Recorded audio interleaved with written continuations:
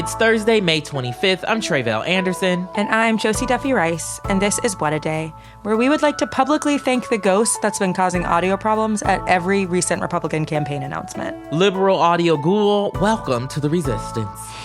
We are so glad that your unfinished business had something to do with microphones. Absolutely. Turn them all off, okay? All of them. On today's show, House Republicans are trying to play hardball over the debt ceiling crisis, but struggling to stay united. Plus, we say goodbye to a music legend. But first, after weeks and weeks and weeks of speculation, Florida Governor and pain in many a ass Ron DeSantis has officially entered the race to be the Republican nominee for the 2024 presidential election. Side note, his last name is apparently pronounced DeSantis, not DeSantis. It's too late. You were wondering, Josie. We're not changing it. It's too late. Don't care. He's got to deal with it. He's got to deal with it. Anyway, he posted a video to Twitter announcing his candidacy shortly before doing a planned Twitter Spaces with Twitter's owner and also pain in many a ass Elon Musk.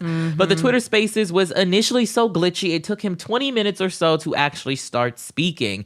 It was so bad, the British tabloid The Daily Mail came up with this headline, Ron's Disaster. Did you tune in, Josie? I did not. I was trying to practice, as the youth say, self-care and not tune in. However, now I wish I had, because it sounds like it was a true riot. It was something, that's for sure. I only lasted about 10 minutes, if I'm being honest, once everything got going. And I actually left right after one of the first questions that DeSantis answered. He was asked by some guy named David Sachs, who was hosting the conversation. Another nightmare. Yes, David, by the way, for those who don't know, is a tech entrepreneur and investor who is very buddy-buddy with Elon, so that can't be good. Anyway, the question that made me leave was about DeSantis' response to the travel advisory that the NAACP issued recently, telling everybody who is basically not a cishet white man that Florida was unsafe. Here's what he had to say to that. Claiming that Florida is unsafe is a total farce. I mean, are you kidding me? You look at cities around this country, they are awash in crime. In Florida, our crime rate is at a 50-year low. You look at the top 25 cities for crime in America, Florida does not have a single one amongst the top 25. And if you look at cities like Baltimore and Chicago, you got kids more likely to get shot than to receive a first-class education. Yet I don't see the NAACP batting an eye about all the outrage and the carnage that's happening in those areas. Okay, you know this is going to get me all worked up. But I got to say some things. Number one, basically everywhere in America is at a 50-year low of crime, at least hovering around a 50-year low. So congrats, Florida. You're like everybody else. Okay, I'm done. I was going to go into a whole thing, but I'm not going to go into a whole thing. I just feel like Ron DeSantis was built in a lab to infuriate me personally. I share that same feeling, Josie. I legitimately could not stomach it. The lies, the spin, the purposeful conflation. So I had to get the hell up out of Dodge for my own mental health insanity reasons. But before I dipped, I did have two major takeaways. One, Twitter is officially an alt-right social media platform.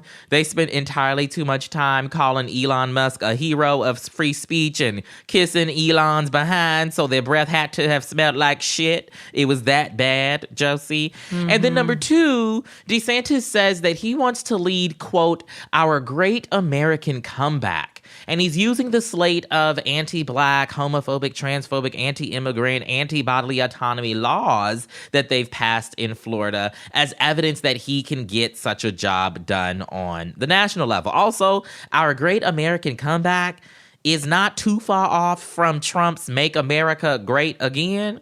And I think that that should concern all of us. We've done the Great America slogan thing. Like, we just did it. We just did it. It's too much. Also, apparently, he has merch out that says, like, Make America Florida. Which, my God, today. Which is, like, a Trump slogan, but also not creative or good, which is just the worst of all worlds. It's what we have to deal with. To get a better idea of DeSantis' sinister worldview, I recently spoke to Jillian Brandstetter with the ACLU. She works with their women's rights and LGBTQ and HIV projects, and she's been keeping tabs on all of the awful legislation and policies that DeSantis has pushed for and signed into law since becoming governor.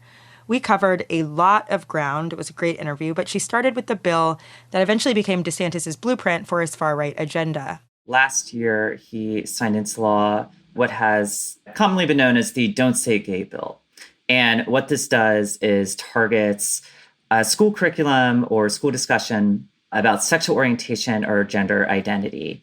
And if that is broad and vague, that is very much the point of that law. It is meant to frame sexual orientation and gender identity, the very concepts that those things exist, as inherently obscene and not appropriate for school. And the impact that we've already seen this have in schools across Florida is queer teachers are afraid to even invoke the idea that they are queer or that they have a spouse of the same gender. They've been made very cautious around respecting the rights of queer students that they have, and certainly mentioning anything to do with queer people in the context of curriculum. And this has meant pulling books off of school shelves. This has meant erasing parts of our history that queer people are found in.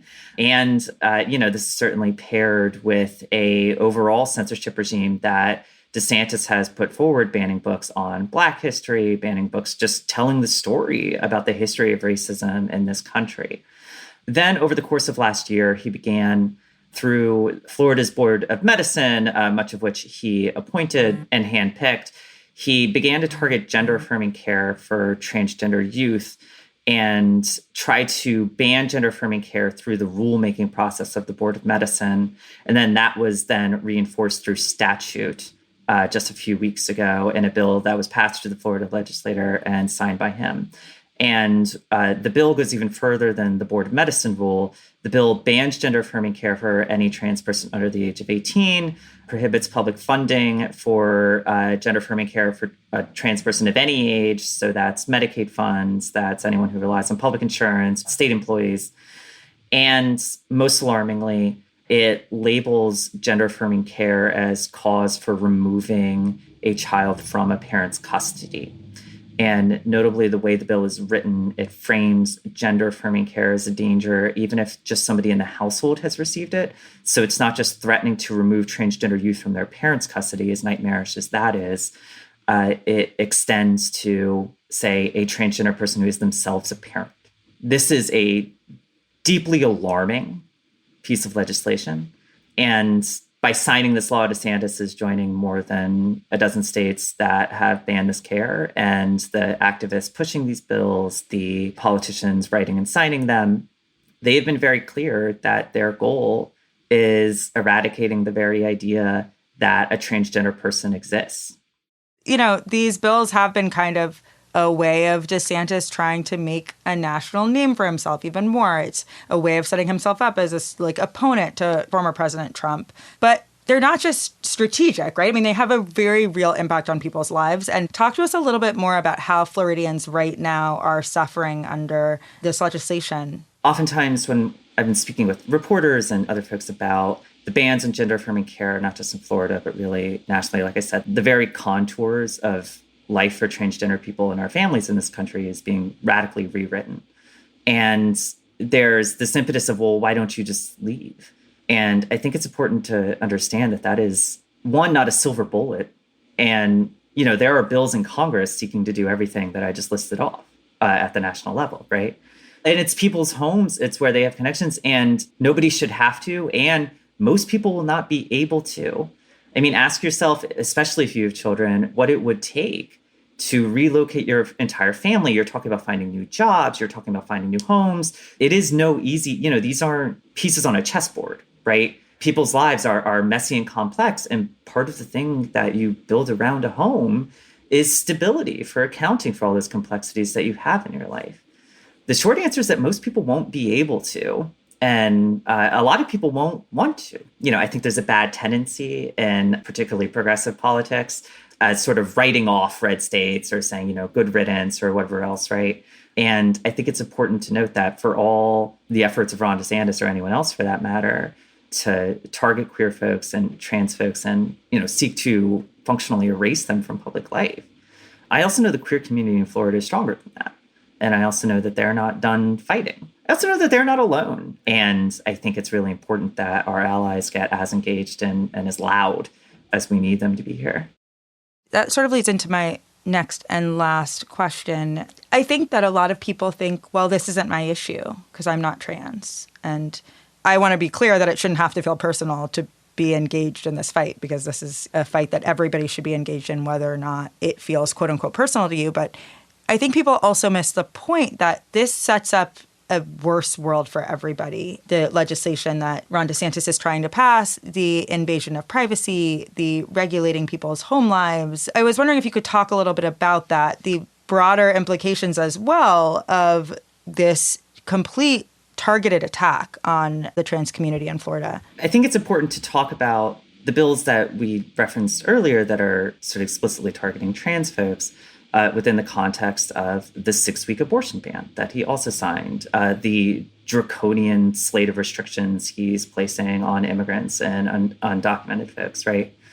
You know, he has very explicitly modeled himself off of authoritarian governments like Viktor Orban in Hungary, right? These are, taken as a whole, protecting a very narrow vision of what Ron DeSantis thinks your life should look like, and what Ron DeSantis thinks our national identity should look like. And it is a very white one, it is a very straight one, and it's a very cisgender one. And at the core of a lot of this, right, is a specific idea of what men are for and what women are for. It's for this very rigid understanding of gender. And gender is best understood as sort of a list of rules, right, that you are forced to follow in ways big and small, that is enforced against you socially, economically, politically, legally, and that you're invited to enforce against other people. And for that reason, I think transphobia is very useful to authoritarians. Our very existence upsets that logic at the core of their worldview, this very rigid understanding of gender. I think transgender people thrive in legal and political environments that center autonomy, that center liberty, that center freedom, and protect those as incredibly core values. And trans people are repressed in political environments that reject those values, that reject the idea that individual rights are even a concept, right? And that believe that there really are just these extremely rigid rules that people need to follow at the service of the state. And Ron DeSantis is not as explicit as somebody like Viktor Orban, but he's using all the same tools. He's enacting all the same policies. He's following the same lead. That was my conversation with Jillian Brandstetter with the ACLU. Unfortunately, now that DeSantis has made his ambitions for higher office very clear, you'll be hearing his name on this show more often, although we promise we'll try to keep it to as few mentions as we can. We're going to do our best, y'all. Yeah, we don't want to talk about him either, so we'll try to keep it to a minimum, and we'll keep you updated on whether or not his actual campaign ends up glitching out, like his announcement on Twitter yesterday. We will be back after some ads.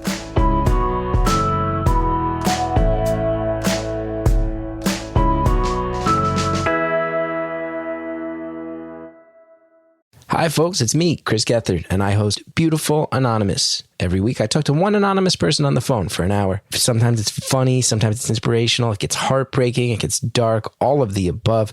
I've talked to somebody who found love in a mental hospital, talked to a woman who's about to turn herself over to federal authorities, a mother waiting on the results of her daughter's cancer diagnosis, so many more. Look out for a new episode of Beautiful Anonymous every Tuesday. Listen and subscribe to Beautiful Anonymous on Stitcher, Apple Podcasts, the SiriusXM app, or your favorite podcast app. Hey guys, this is Keenan Thompson. I have a problem with you. Yes, you. None of y'all told me that AutoTrader has millions of new and used cars that I can shop from home. I thought we were friends. I put smiles on your face, but I'm not smiling. No one told me that with AutoTrader, a dealer can deliver cars to my home, or that I could shop by price on AutoTrader. No one. Consider this friendship that you just learned we had officially over. Finally, it's easy. AutoTrader. Curiosity pushes you forward, leading to new discoveries. Mayomi uses the best that Coastal California has to offer, which has resulted in wines that taste like no other. Enjoy the bold flavors of Mayomi Pinot Noir, Cabernet Sauvignon, Red Blend, and Mayomi Bright, Mayomi's new lower alcohol Pinot Noir. Discover the unrivaled taste of Mayomi at shopmayomi.com. That's shopmeiomi.com. Meiomi, flavor forward. Please enjoy responsibly. Meiomi Wines of Campo, California. Let's wrap up with some headlines. Headlines. We are now 1 week away from June 1st, the hard deadline for the U.S. government to raise the debt ceiling or risk defaulting on its financial obligations. Talks between the White House and House Republicans ended yesterday without an agreement, though for what it's worth, and it's probably not worth much, House Speaker Kevin McCarthy described them as positive. And complicating matters for our friend Kevin, members of the House Freedom Caucus are essentially egging him on to reject any deal that doesn't guarantee the steep government spending cuts they've been demanding from the start. Other conservative lawmakers are also openly questioning whether the Treasury Department's June 1st deadline is even real. But what is real is the sense of dread that's starting to creep across the global economy. Yesterday, the CBOE Volatility Index, what's often called Wall Street's fear gauge, hit a 3-week high, which is not good, FYI, in case y'all were wondering. I don't love it. I don't love the idea of a fear gauge at all, to be honest. Typhoon Mawar made landfall in Guam early yesterday morning as a Category 4 storm, battering the U.S. territory with high-speed winds and lightning storms that left many of its residents without power. Mawar brought 140-mile-per-hour winds that actually broke the wind sensors and radar equipment at the island's National Weather Service station. And while the full scope of the damage isn't yet clear, video footage taken by residents showed trees losing their branches and huge waves crashing over the island's shores. As we sat down to record the show at 9:30 p.m. Eastern Wednesday, Mawar was upgraded to a super typhoon, and forecasters warn it could gather more strength as it tracks west towards the Philippines and Taiwan. The union representing journalists at the New York Times has finally reached a tentative labor agreement with the newspaper's management. The New York Times Guild, which represents about 1,500 newsroom workers, announced the deal Tuesday. It comes after more than 2 years of negotiations and a one-day walkout back in December, their first major strike in decades. The new labor agreement, if ratified, will give the newsroom's unionized workers an immediate 12.5% salary bump to make up for the years spent negotiating higher pay, and will raise the required minimum salary from $37,000 to $65,000. $37,000 in New York City is absurd. They should have been offering that to nobody in the first place. The package would also guarantee more benefits, including paid leave. Bill Baker, the chair of the Guild, said in a statement that the new contract, quote, shows that the company cannot take us for granted and must be held accountable. Union members are expected to ratify the deal by the end of the week. Target is removing some of its Pride collection merchandise after receiving backlash from conservatives. The company says it made the move following reports that people have knocked over Pride merchandise in stores and threatened their employees both in person and on social media. While Target isn't getting rid of the whole Pride collection, it's unclear which products are going to be removed. This all comes after tuck-friendly swimwear for trans femmes at Target recently received backlash, in particular, as conservatives falsely reported that it was being marketed to children. The company is also getting heat from LGBTQ advocacy groups and even elected officials like California Governor Gavin Newsom, who say Target shouldn't be backing down in the face of anti-LGBTQ attacks, but should instead double down on their alleged commitment to diversity, equity, and inclusion. But it's hard. It's hard to know exactly how to proceed when fascists are threatening your employees. And also, look, let's be real here. If you're going to come for corporate Pride collections, come after them because they're ugly, not for what they stand for. Yes, and you have plenty of options of ugly things to want to remove out of the Target Pride collection. Just saying, you know, they're never cute. You know, maybe you get a laugh out of one or two of them, but you never want to like put them on and go to the club. You know what I mean? Right. I don't go to the club anymore, but I imagine that if I were to go to the club, I would be wearing different gear. I'd be wearing different gear. If you thought HBO Max was going to just slap on a new name tag without making a bunch of people angry along the way, you clearly don't know Max. The newly rebranded platform faced some backlash yesterday after users discovered that Max had eliminated its standard credits for directors, screenwriters, and producers within its library, opting instead to lump all their names under one broad category. Basically, if you were to pull up the 1980 film Raging Bull, director Martin Scorsese's name would be vaguely listed among others under the label of creators. Max, which is owned by Omni Studio Warner Brothers Discovery, issued an apology calling the alteration a technical oversight. Perhaps this wouldn't have been such a huge to-do if the Directors Guild of America wasn't deep in negotiations with Hollywood studios, including Warner Brothers Discovery, which is currently being picketed by the Writers Guild of America. And while the DGA hasn't yet called for a strike authorization, they sent a strong message yesterday in a joint statement with the Writers Union saying, quote, "This devaluation of the individual contributions of artists is a disturbing trend and the DGA will not stand for it. We intend on taking the strongest possible actions in solidarity with the WGA to ensure every artist receives the individual credit they deserve." What's love got to do with it? What's love but a second-hand emotion? What's love got to do?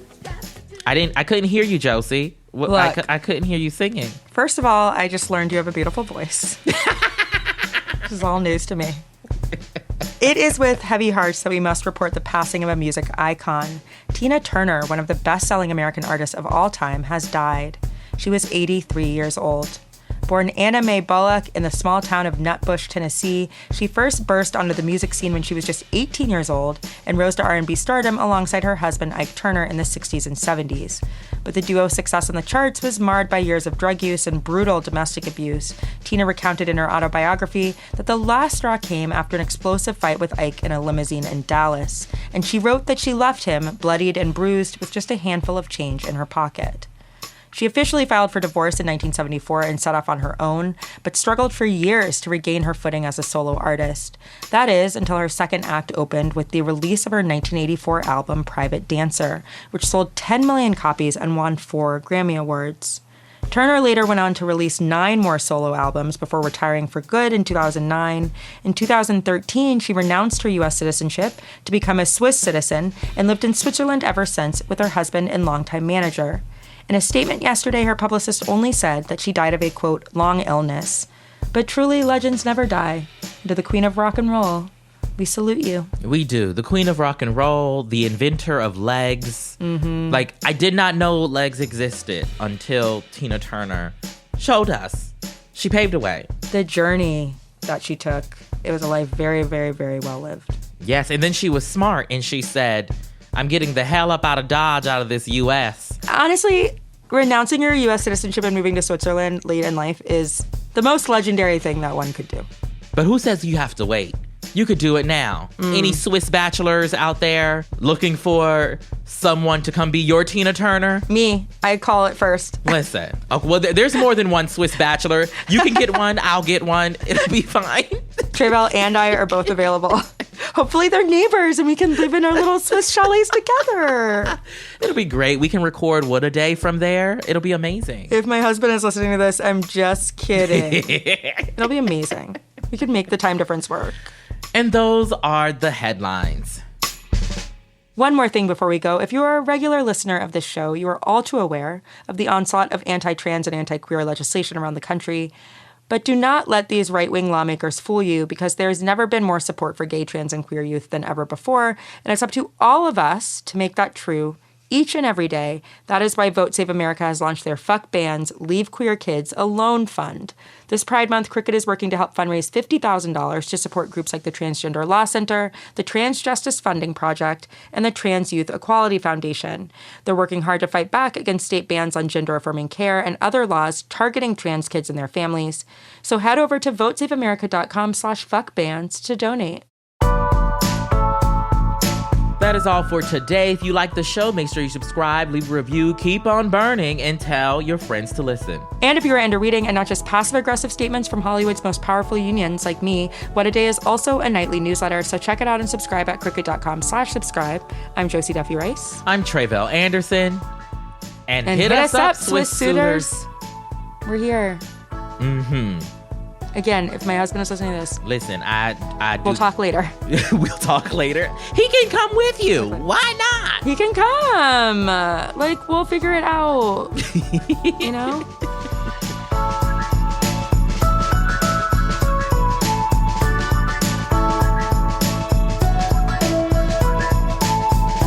What A Day is a production of Crooked Media. It's recorded and mixed by Bill Lance. Our show's producer is Itzi Quintanilla, and Raven Yamamoto is our associate producer. We had production assistance this week from Fiona Pestana. Jossie Kaufman is our head writer, and our senior producer is Lita Martinez. Our theme music is by Colin Gilliard and Kashaka.